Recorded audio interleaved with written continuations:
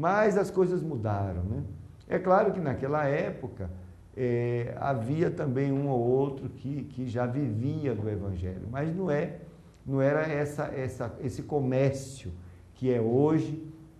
Nós estamos enfrentando muitas dificuldades e eu quero dar só um exemplo. A gente está fazendo uma campanha para ajudar um missionário que está lá no campo do Javi, né? Ele está atuando numa comunidade quilombolas, isolado da humanidade, não tem ônibus, não tem nada, não tem médico, não tem supermercado, não tem nada. E ele está lá isolado com a família, passando muitas dificuldades, mas feliz com Jesus. Em 4 meses, ele ganhou 50 almas para Jesus. Nós estamos muito felizes com esse missionário. E nós resolvemos, né, ajudá-lo, comprar um carro para ele, e eu comecei a trabalhar sobre isso, pedindo oferta aos irmãos, e isso é muito bom, porque Deus tem mandado pessoas que têm ajudado, e eu estou citando esse exemplo desse missionário para dizer que tem gente no campo ganhando alma para Jesus.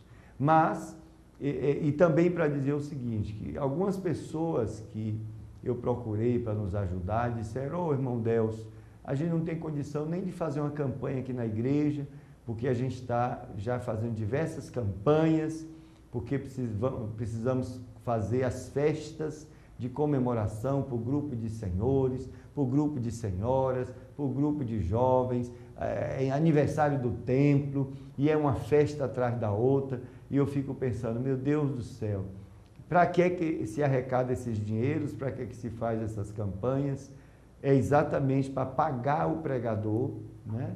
Que muitos cobram muito caro, para pagar um cantor que vem e que exige hotel 5 estrelas, e que uma noite ele canta 5 músicas e ganha 7 mil reais.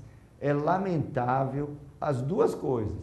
O fato de ter dinheiro para isto e não ter dinheiro, muito menos, né, dinheiro, para ajudar numa campanha para comprar um veículo para um irmão que está ganhando alma para Jesus. Está ganhando muito mais alma para Jesus, né, lá no sertão, embrenhado lá nas matas, etc., do que esses pregadores e esses cantores que numa noite tira milhares de reais de uma comunidade que não aprende com isso,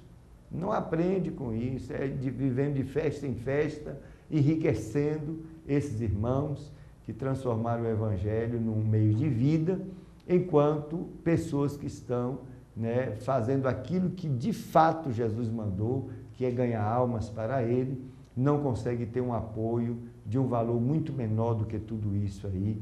E isso é uma declaração da nossa baixa espiritualidade, da nossa pouca inteligência espiritual, e estamos andando assim, mas aqui de graça recebeste, de graça dá. Então, estou à sua disposição, você está autorizado a reproduzir o material e presentear, não sei, faça o que for digno, que o Espírito de Deus colocar no seu coração. Vamos ler a palavra do Senhor, que está em João 8, 21. Aqui é Jesus advertindo sobre o juízo vindouro. Você sabia, querido amigo, que essa humanidade que está aí, a humanidade que eu e você não herdamos, e se Jesus tardar, a humanidade que eu e você não veremos, todos estaremos diante do Senhor no juízo vindouro para prestar contas? Não tem jeito, qualquer um que nasceu vai ter que um dia encarar o Criador, não há escapatória, né? Foi Deus que fez assim. Todos nós vamos prestar contas diante de Deus, né, da vida que tivemos aqui. Jesus advertiu sobre isso. Observe o que Jesus disse. Disse-lhe, pois, Jesus outra vez: eu retiro-me e buscar-me-eis e morrereis no vosso pecado. Para onde eu vou, não podeis vós ir. Diziam, pois, os judeus: porventura quererá matar-se a si mesmo, pois diz, para onde eu vou, não podeis vós ir? E dizia-lhes, vós sois de baixo, eu sou de cima. Vós sois deste mundo, eu não sou deste mundo. Por isso vos disse que morrereis em vossos pecados, porque se não crerdes que eu sou, morrereis em vossos pecados. Disseram-lhe, pois, quem és tu? Jesus lhes disse: isso mesmo que já desde o princípio vos disse, muito tenho que dizer e julgar de vós, mas aquele que me enviou é verdadeiro, e o que dele tem ouvido, isso fala ao mundo, mas não entenderam que ele lhes falava do Pai. Disse-lhe, pois, Jesus: quando levantardes o Filho do Homem, então conhecereis quem eu sou, e que nada faço por mim mesmo, mas falo como o Pai me ensinou. E aquele que me enviou está comigo. O Pai não me tem deixado só, porque eu faço sempre o que lhe agrada. Dizendo ele essas coisas, muitos creram nele. Muito interessante. Observe, vamos voltar a mais de 2000 anos atrás, diante lá de algumas pessoas, não sei quantas pessoas estavam ouvindo Jesus falar isso, mas pessoas que conheciam Jesus, pessoas que o viam, o viram crescer, muitas delas possivelmente estavam aqui, como um garotinho, talvez descalço, brincando lá com os outros garotinhos da vizinhança, um rapaz que cresceu ajudando seu pai, que era um carpinteiro, Muitos viram Jesus talvez fazendo uma mesa, fazendo um armário, ajudando lá seu pai e sua mãe, e de repente, esse rapaz agora de 30 anos, diante daquelas pessoas que conheciam a sua história, ele diz assim, eles diziam assim, vós sois de baixo, eu sou de cima, vós sois desse mundo, eu não sou desse mundo. Mas que coisa esquisita, né? Como é que alguém que eu conheço, quando está agora aos 30 anos, chega diante de mim e diante de uma multidão, diz assim, eu não sou deste mundo. Vocês são, mas eu não sou. Realmente era uma grande prova de fé as pessoas crerem que Jesus, era o Messias, que Jesus era o Filho de Deus. Mas esse sempre foi o desafio da pregação do Evangelho, esse foi sempre o desafio que Deus lançou para o homem. Deus não quer nada seu, não quer dinheiro seu, não quer coisa nenhuma sua, mas Ele lança o desafio, creia em Jesus Cristo, meu Filho, como Salvador. Esse era o desafio para os discípulos.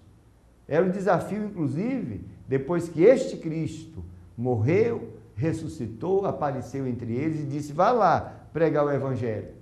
Todo aquele que crê em mim tem a vida eterna. É fé. Sem fé é impossível agradar a Deus.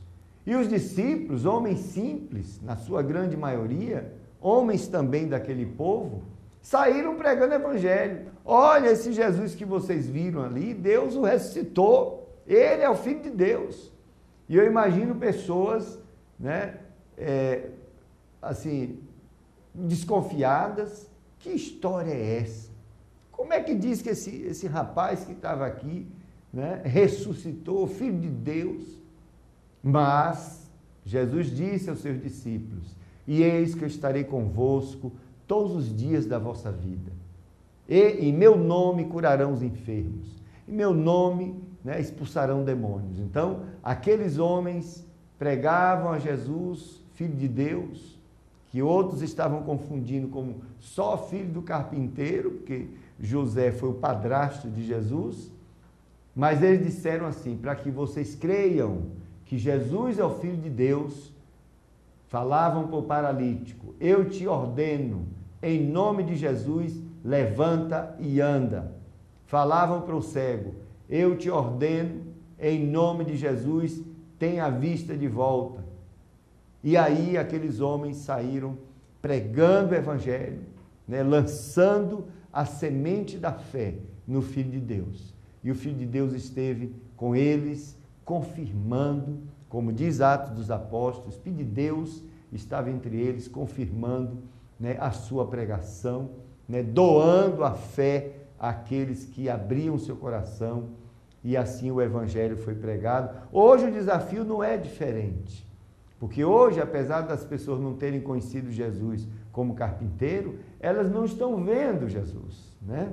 Elas não estão vendo Jesus aqui de corpo, né? De corpo presente, e eu e você temos que provar, né, com as nossas vidas que Jesus está vivo. Como? Através do nosso testemunho de fé, né? Testemunho de fé. Pensa na coisa mais importante do universo, é a fé em Jesus Cristo. É o homem e a mulher declarar que crê no Senhor Jesus. Esse é o testemunho de Deus. Deus enviou o seu Filho para que todo aquele que nele crê não pereça, mas tenha a vida eterna. O fato de você crer no Filho de Deus, Deus conferirá a você a vida eterna. É tão simples assim.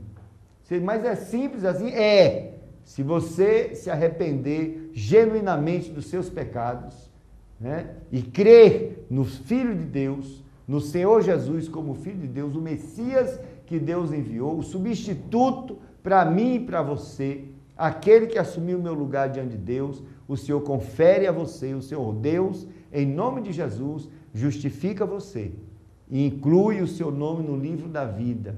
E diz a Bíblia que o Espírito desse Deus vem morar no seu coração.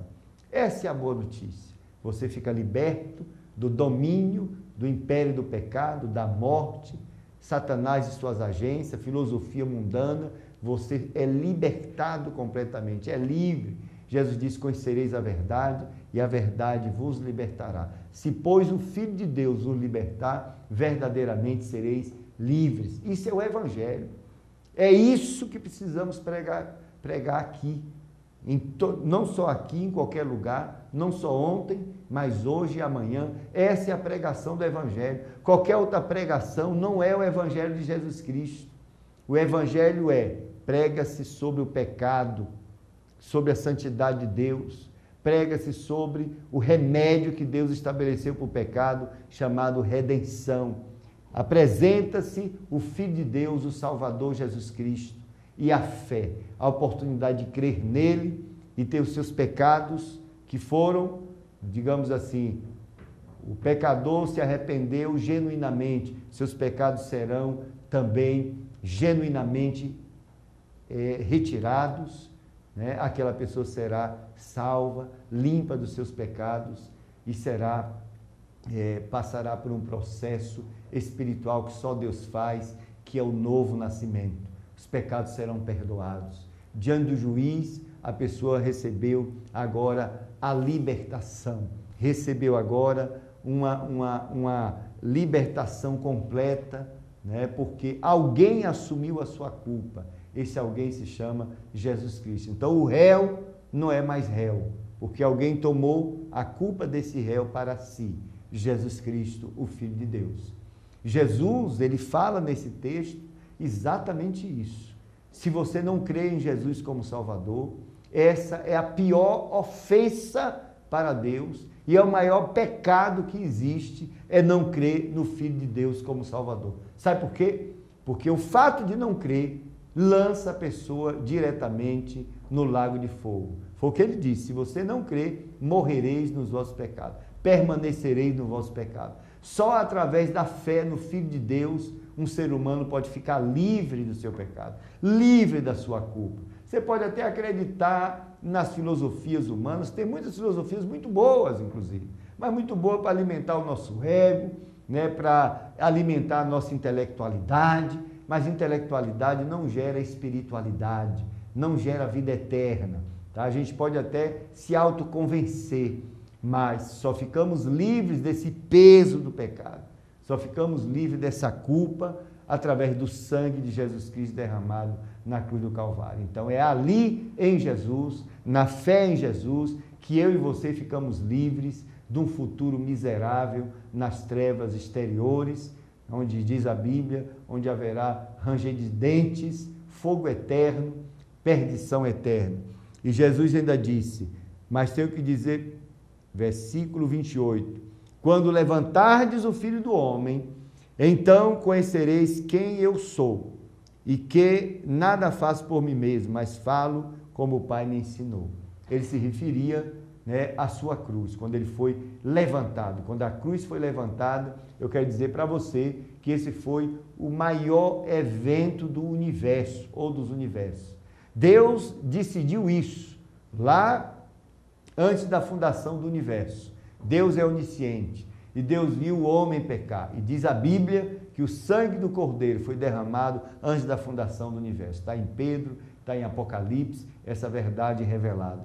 Então, Deus providenciou, antes do pecado vir à existência, Deus providenciou também o remédio para o pecado. E no nosso tempo, há mais de 2000 anos atrás, ocorre esse ideal de Deus, que foi a libertação da humanidade através de um marco, um evento singular no universo, que foi a crucificação de Jesus Cristo, quando o Filho de Deus assume o meu lugar e o seu lugar na cruz do Calvário.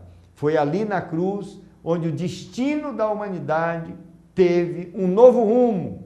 Enquanto a humanidade está indo para o lago de fogo, para o inferno e logo após o lago de fogo, agora a cruz, ela traz uma alternativa feliz. Isso é o Evangelho. Não há pregação do Evangelho genuína se não falarmos da cruz. A cruz foi algo mais importante que Deus pensou para a humanidade, porque é através da cruz que o caminho de volta para Deus, Jesus estabelece. É através da cruz que eu tenho a vida eterna. Através da cruz e da ressurreição de Jesus Cristo, eu chego à presença de Deus. Então, querido amigo, você que ainda não ouviu falar do Evangelho, isso que eu estou falando para você é o Evangelho. Não interessa se você se considera o pior pecador. Não interessa se você é um assassino, não interessa se você é um marginal. Vamos colocar aí as pessoas mais rejeitadas da sociedade, as pessoas mais criminosas. Se Hitler tivesse vivo, né, ele com a carga de 6 milhões de judeus assassinados, só judeus, imagine os outros povos que Hitler matou, tá? Até cristãos foram mortos, né? Pessoas de religiões, matou homossexuais, matou muita gente, né? Poloneses, diversas pessoas de diversas etnias, aquele homem destruiu, matou, gerou infelicidade. Mas se este homem, com essa carga de pecado gigantesca, suponha que ele fosse o homem mais pecaminoso do mundo, se ele cresce no Senhor Jesus, arrependendo dos seus pecados, Deus tornaria ele os seus pecados mais alvos do que a neve, né? Vestiria ele de vestes brancas, purificadas, límpidas pelo sangue de Jesus. Sabe por quê? Porque Jesus na cruz do Calvário assumiu os meus pecados, assumiu os teus pecados, assumiu os pecados de Hitler. Lamentavelmente ele não se arrependeu, não tem Jesus como seu advogado. Mas você pode dizer, como tem umas religiões dizendo, isso é um absurdo falar um negócio desse do Filho de Deus. Na realidade ele foi traído e assassinado, não teve negócio de assumir os nossos pecados, não. Isso é filosofia do maligno, para retirar, né, o fato do Filho de Deus, né, ser o Salvador do mundo. Mas Jesus, ele assumiu os meus pecados. Mas por que ele fez isso, irmão Deus? Ele fez isso por amor, amor profundo, amor eterno, que ninguém pode medir, ninguém pode entender. Ele fez isso porque me amou e amou você. Não perca essa oportunidade, querido amigo. Não perca essa oportunidade de crer em Jesus. E digo mais, Jesus está vivo, está aí pertinho de você, no seu trabalho, no seu quarto, onde você estiver. Sabe por que ele está vivo? Porque ele ressuscitou. E se Jesus ressuscitou, ele está vivo. E você pode conversar com ele agora, entregar o seu coração, crer em Jesus, receba a fé em Jesus Cristo. Ele está aí junto de você. Então, é um alerta, né? É um alerta para a minha vida e para a sua vida. O juízo vindouro virá. Enquanto há tempo, vamos correr para os pés do Senhor Jesus. Ele diz, quando me levantarem, aí vocês vão saber quem eu sou. Como de fato, ele foi crucificado. E a crucificação foi o maior, mais maravilhoso evento que já aconteceu. Não vai ter outro igual na humanidade. O Filho de Deus assumindo o meu lugar e o teu lugar. A cruz de Jesus Cristo. Você, irmão pregador, você, irmão pastor, Nunca deixe de pregar a cruz de Jesus Cristo. Essa é a pregação do verdadeiro pregador. Pregador não é aquele que diz, aceite Jesus que ele vai lhe dar um emprego, aceite Jesus que ele vai resolver os seus problemas, né, seus problemas financeiros. Isso não é a pregação do Evangelho. É óbvio que quando nós aceitamos Jesus, o Senhor nos abençoa, mas não é uma relação direta. Sabe por quê? Porque muita gente aceita Jesus e perde tudo, né? A história de muitos homens de Deus foi essa aí. Aceitou Cristo, abraçou a fé, foi perseguido, foi torturado, foi ameaçado, foi assassinado, inclusive, né? Muita gente perde tudo, perde amigos, aqueles amigos que não eram verdadeiros amigos, né? Perde amigo, perde até família, pessoas que eu fui exemplo disso, sou exemplo disso, que aceitei Cristo como Salvador, na mesma noite minha mãe mandou embora de casa. No momento que eu mais precisava da família, saindo da adolescência, e aí eu perdi a família. Mas Jesus disse, sabe o quê? Aquele que perder qualquer coisa por causa de mim, eu darei 100 vezes mais. E isso aconteceu na minha vida. Onde eu fui, para todo lugar do mundo, sempre aparece uma família querendo me adotar, já velho, né? Todo mundo quer ser, né? Meu pai, minha mãe. Eu agradeço a Deus por essas pessoas que apareceram na minha vida, mas isso é para cumprimento da santa palavra do Senhor. Eu deixo, portanto, essa mensagem para você, né? Ouça a mensagem da cruz. Você que prega, pregue a mensagem da cruz. Deixe de estar pregando abobrinha, deixe de estar pregando o evangelho que não é o de Jesus. Vamos pregar o evangelho de Jesus que começa na cruz, né? Arrependimento de pecados, perdão de pecado, né? Remissão de pecado, Jesus como Salvador, glorificar a Deus por causa disso. Isso é o Evangelho de Jesus. Bom, vamos voltar, agora vamos falar um pouquinho, né, essa questão da ONU. Né, a questão da ONU, observe que a gente está tentando mostrar para vocês que essa agenda gay, né, que está passando no mundo todo, está acontecendo aqui no Brasil, uma pressão terrível, aqui em Feira de Santana. Eu vou tentar trazer o vereador Edivaldo, né? A Câmara aqui está passando uma dificuldade essencial por conta da questão do casamento gay, né? Que tinha, parece que, uma intenção aí desse casamento acontecer também nas igrejas evangélicas. E esse vereador, que é evangélico, rejeitou completamente, e no outro dia estava a Globo, né, querendo falar com ele. Foi um bocado de homossexual lá para a Câmara, de forma violenta, até ameaçaram matar, né, o vereador. Que coisa horrível. Vou trazer o vídeo aqui para não dizer que eu estou mentindo, que eu não minto, né? Mas é só para mostrar que eles reivindicam direitos e democracia, mas basta que você discorde deles, eles partem para a violência, né? Prometendo, ameaçando um cidadão de bem, né? Só porque pensa diferente, ameaçando matar. Que coisa horrível é essa? Mas eu quero mostrar para vocês que tudo isso faz parte de uma agenda mundial, né? Faz parte de uma agenda que foi levantada por mentes malignas para destruir a família e a igreja. E, lamentavelmente, a gente identifica elementos dessa agenda e dessa má intenção dentro da própria ONU, que se diz Organizações das Nações Unidas. Então, a semana passada, nós começamos a mostrar, né, que tudo isso que está acontecendo no mundo hoje, esse alvoroço todo, esse combate todo contra a família que eu chamo família tradicional, isso vem de lá de cima, né, dos países que nos dominam economicamente, etc., e que a gente fica como capacho, né, o nosso governo fica como capacho para satisfazer o que eles querem, né, e querem implantar aqui tais sistemas. Eles se submetem e ficam fazendo as leizinhas aqui para oprimir a família tradicional e, portanto, oprimir a igreja, porque a igreja defende, né, a família como Deus mostrou, né, macho e fêmea os criou. Foi isso que Deus disse, ponto final. E eu aceito o que Deus diz, não é o que uma agenda homossexual estabeleceu, né? Se eles querem fazer o que eles quiserem fazer, façam, mas não querem impor isso para mim, né? Porque eu não estou impondo nada para eles também. Não venham para cá querer calar minha boca, isso é um direito constitucional, tá? Volto a dizer que nós não concordamos com alguém maltratar, né, uma pessoa que tem essa opção sexual, tá certo? Porque não aceitamos isso. Portanto, nós defendemos que a homofobia é pecado, sim. Tá? Agora, nós defendemos também os preceitos bíblicos, porque o preceito bíblico diz que homofobia é pecado. Se manda eu amar até meu inimigo, então por que que eu tenho que maltratar uma pessoa só porque é homossexual? Então a Bíblia defende que homofobia é pecado, mas a Bíblia também diz que a prática homossexual é pecado. E eu não posso aceitar um pedaço da Bíblia e outro não, tá?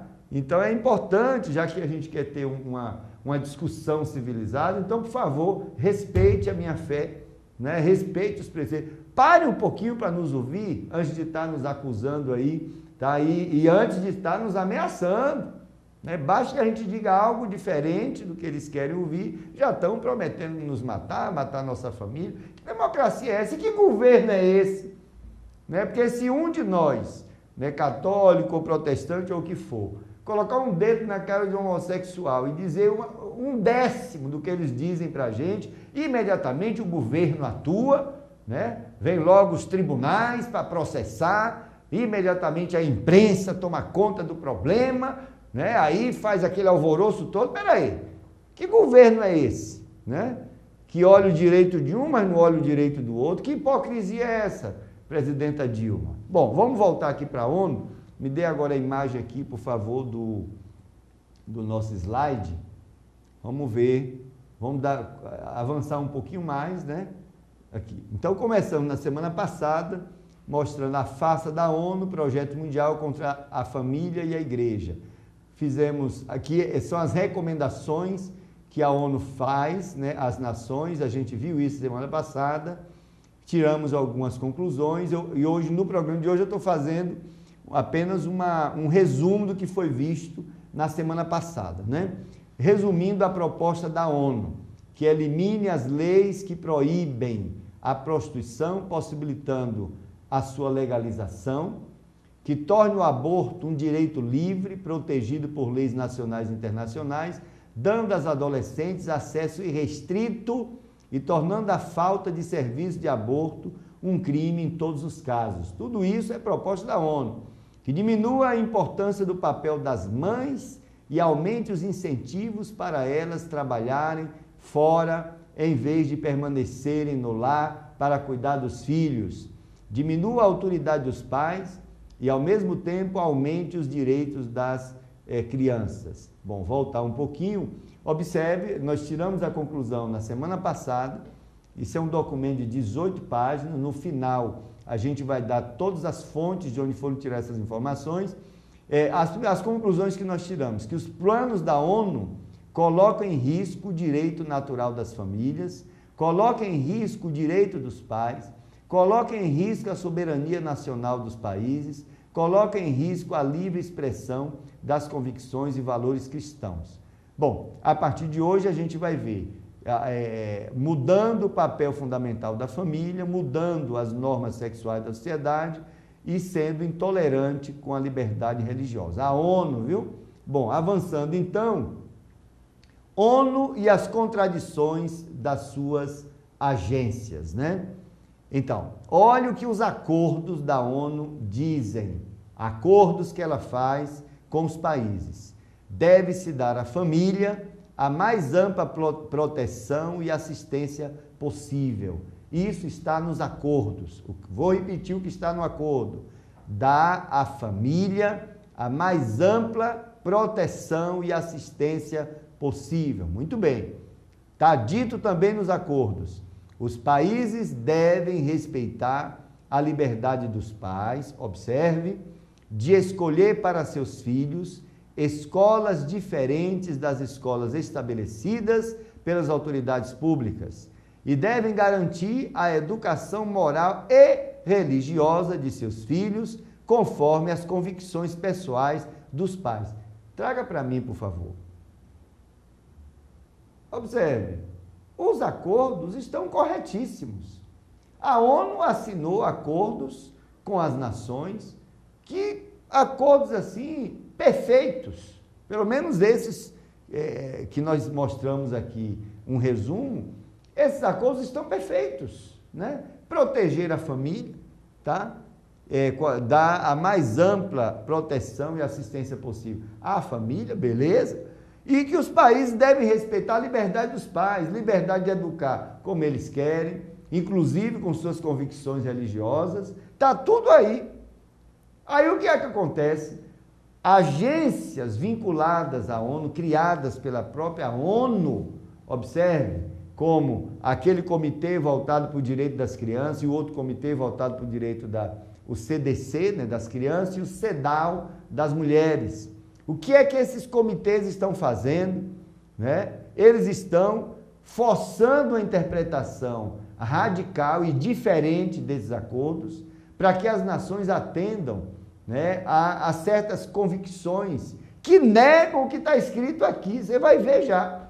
Parece que é uma loucura que estão fazendo. E o tal do CEDAW, que nós já mostramos há diversos programas atrás, se infiltram nos países, né, através de fundações, né, que eles têm, e essas fundações financiam deputados para fazerem projetos, né, a favor de aborto, a favor de casamento gay. Tudo isso é uma trama que está por trás de interesses internacionais, né, inclusive o de despopularização do terceiro mundo, porque tem um grupo de bilionários, né, chamado Clube dos Bilionários, um grupo pequeno, né, de famílias bilionárias desse mundo, que querem o mundo do jeito deles, que dizem que o mundo só é viável se tiver menos pessoas. Então eles estão fazendo campanha a todo custo para reduzir a população dos países que eles escolherem. A maioria desses países é país do terceiro mundo. Tá certo? Então eles não estão querendo que a gente cresça, desenvolva, nem nada disso, não. Eles querem, se for possível, é nos matar. Para que sobre dinheiro, para que um país, que o mundo tenha menos pessoas, para ficar viável do ponto de vista deles. Observe que é uma trama maligna, sim, tá? É algo assim, hediondo, né? Que essas famílias ditas civilizadas e bilionárias, né, pensam para mim e para você. E os nossos governos caem assim, numa boa, né, por causa das conveniências políticas, e fazem o que eles querem. Tá? Mas os acordos que foram feitos com as nações são esses acordos que eu acabei de ler aqui, pelo menos referindo-se à família. Vamos avançar, vamos voltar lá. Bom, então, só que as agências não fazem isso. Olha o cantinho lá embaixo. As agências não fazem isso que os acordos previram, tá? As agências tentam forçar os países a interpretarem os acordos de forma diferente e radical com respeito aos direitos da mulher e da criança. Então, hoje a gente vai começar falando, né, que essa trama está minando o papel fundamental da família. Olha só. Pesquisas da ciência social dizem que, pesquisas, e você vai ter os documentos, a lista no final do seminário, eu vou estar exibindo a lista aí dos documentos, tá? Onde você vai encontrar os dados dessas pesquisas. Ciência social, é uma ciência, né? Pesquisas da ciência social dizem que a família natural, observe, é aquela em que crianças são criadas, formada por um pai e uma mãe casados. Então, a ciência social já define desse jeito. Muito bem. Pesquisas da ciência social dizem que todas as outras formas de família apresentam ligações com elevados índices, ou seja, estão relacionadas as outras formas de família com elevados índices de crime, de nascimentos ilegítimos, de dependência de serviços de assistência social, de vícios de álcool e drogas, de níveis baixos de educação, de renda inferior, de menos saúde, de expectativa de vida menor, a mortalidade infantil para mães adolescentes, de baixa capacidade de aprendizagem, de problemas emocionais e comportamentais, de, na adolescência, envolverem-se com crimes. Muito interessante, traga para mim. Observe, está se tratando de uma ciência chamada ciência social, que tem todo um cabedal, né, científico, né, dentro da sua própria área, para examinar, modelar, coletar dados, fazer estatística, concluir em cima de raciocínios aprovados pela própria ciência social. E eles concluíram, primeira coisa, que a família tradicional eles definem, é aquela na qual uma criança é formada, né, onde tem pai e mãe casados. Muito bem. Suponha que eles pegaram diversos dados, né, uma amostra grande de dados, de conclusões de acompanhamento, estatística de resultados em diversas culturas, quantidade de pessoas, diversos casos, diversos tipos de família, e eles, primeiro, para examinar esses dados todos, eles definiram uma família, entre aspas aí, que não está escrito lá, é eu que estou dizendo, uma família padrão. Para mim é a família padrão. Eles chamaram de família, vamos lá voltar, família aqui, família natural, muito bem. Então, chamando de família natural, eles disseram o seguinte: as famílias que não estão nesse formato natural, observe, elas têm alto índices, observe, alto índice, estão ligadas a altos índices de. Aí começaram a listar, né?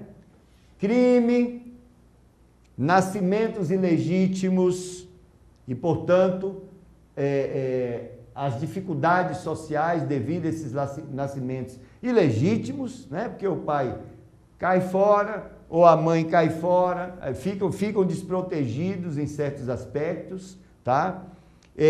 Dependência de serviço social, de assistência social, é claro, vícios de álcool e drogas, né? Essas famílias terminam relacionadas ou ligadas a esses altos índices de uso de droga, uso de álcool, devido a essa instabilidade, né? Esse formato não natural da família, de níveis de baixos níveis de educação, tá?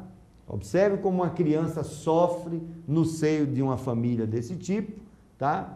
Renda sempre inferior, tá? Inferior à daquela família natural, tem menos saúde do que a família natural, equilibrada, né? Expectativa de vida menor, vive menos, muito interessante isso. E quando essa família diferente, a mãe é um adolescente, né? Há um alto índice de mortalidade infantil, tá? De baixa capacidade de aprendizagem, observe que interfere na formação da pessoa, né? Problema de comida, né? De alimentação, de nutrição, né? De paz, né? De harmonia, tudo isso afeta a capacidade de aprendizagem de uma pessoa. Problemas emocionais, é óbvio, né? Uma criança nasce num ambiente de conflito, onde pai e mãe, ou mãe e mãe, pai e pai, né? Então, problemas emocionais e comportamentais, e quando na adolescência envolvem-se com crimes, crianças que nascem nesses lares aí. E são dados científicos, né? Não estamos inventando, não. E diz mais, pesquisas da ciência social dizem sobre os efeitos do divórcio. Divórcio, né? Você tem a família natural, rompimento, divórcio. O que é que acontece na vida das crianças? Vamos lá, traga para o vídeo. Delinquência infantil, abuso infantil, pobreza, envolvimento sexual precoce, índice elevado de nascimento fora do casamento, índice elevado de coabitação com namorados, tá? Traga para mim agora. Muito bem, aí está falando agora dos efeitos, alguns efeitos, não todos, do divórcio. Lamentável, né? E tem gente hoje, no meio cristão, no meio evangélico, defendendo divórcio, tá? Olha o que é que faz o divórcio: delinquência infantil, as crianças que são derivadas aí que nascem em lares que os pais se divorciam. Índice alto de delinquência infantil, criança se torna um delinquente desde pequenininho, né? Porque a célula natural foi rompida. Prezados, o que Deus faz, Ele faz bem feito. Deus não é menino, não. Foi Deus que nos fez. Ele conhece a natureza humana. E se Ele disse macho e fêmea devem se juntar e formar uma família, é uma mente perfeita que é Deus que falou assim. Não adianta a gente tentar forçar a natureza. Os resultados estão aí. Abuso infantil, né?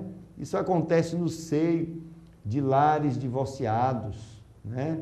Crianças que são abusadas dentro desses lares, que possivelmente a mulher ou o homem, né, se juntou com o outro e o seu filho passa a ser vítima, né, daquele corpo estranho que apareceu ali, do padrasto, da madrasta, etc. Pobreza, né? Quando se divorcia, ficam pobres, né? Porque tem que dividir os bens, né? Vão ter que assumir despesas para sobreviverem, né? E aí, quanto mais se divorcia, mais pobre fica, né? Tudo isso a criança sofre, né? Envolvimento sexual precoce, a criança, né, por insegurança, por 1 milhão de fatores psicológicos, vai entrar na vida sexual muito cedo, né? Índice elevado de nascimento fora do casamento, tá? E também de coabitação com namorados, com os namorados que surgem. É lamentável, né, essa situação, tá?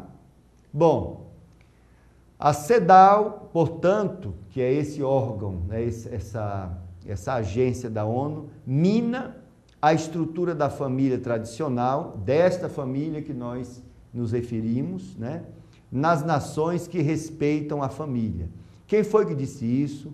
A senhora Beverly LaHaye, que é presidenta dessa instituição que é americana, que trata do bem-estar das mulheres, que se preocupa com o bem-estar das mulheres. E Beverly LaHaye, com a sua instituição, terminou revelando o que a CEDAW declarou, né? Observe, vamos voltar lá, 2 declarações da CEDAW, dessa agência lá da ONU. É necessário mudar os papéis tradicionais dos homens e das mulheres na sociedade e na família, para se alcançar a plena igualdade entre homens e mulheres. Os países devem modificar os padrões sociais e culturais de condutas masculinas e femininas, a fim de que sejam eliminados os preconceitos com base nos papéis masculinos. Muito bem, isso é a CEDAW dizendo.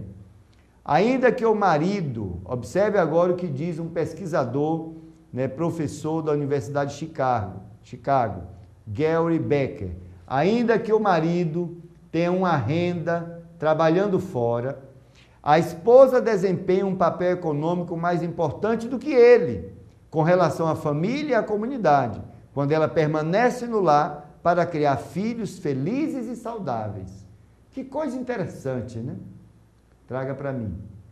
A própria ciência, são depoimentos de pesquisadores que são da área, a própria ciência depondo contra as afirmações dessas agências da ONU, né, que querem retirar de qualquer jeito a mulher do lar. E observe que o nosso discurso aqui não é um discurso machista, não. A gente só está dizendo que a ONU está tentando quebrar esse equilíbrio familiar, né? E quando se tem até depoimentos científicos, contrário a isso. Eu não estou nem usando mais a Bíblia, né? Porque a Bíblia já definiu, né, o papel do homem, o papel da mulher. Hoje nós sofremos porque a família tem sofrido, porque a mulher tem exatamente, né, saído de forma assim exagerada, né, exorbitante. Ela está competindo com o homem aí no mundo, e aí ou cria mal os filhos, porque um dos dois vai ter que dar educação, ou da equação da governanta, do governanto, né, ou da equação a educação da empregada. Então hoje, o casal que trabalha ou não educa ou então não tem filho. Essa é a grande questão. Então, um dos dois abre mão para poder educar. O marido pode ficar em casa, se ele quiser, né? E a mulher pode ficar em casa se ela quiser. Então, quem vai ter filho deve pensar sobre isso. Mas o modelo divino, ele separou muito bem essas coisas.